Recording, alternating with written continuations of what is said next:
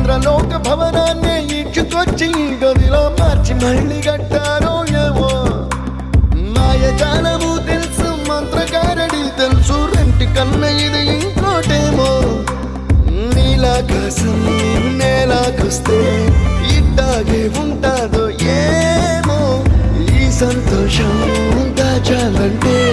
హృదయాలు ఓ వంద కావాలేమో ఇంతందంగా ఉంటుందా ఈ లోకం ఇన్నాళ్ళు ఈ మనసుకి తెలియాలేదే పాపం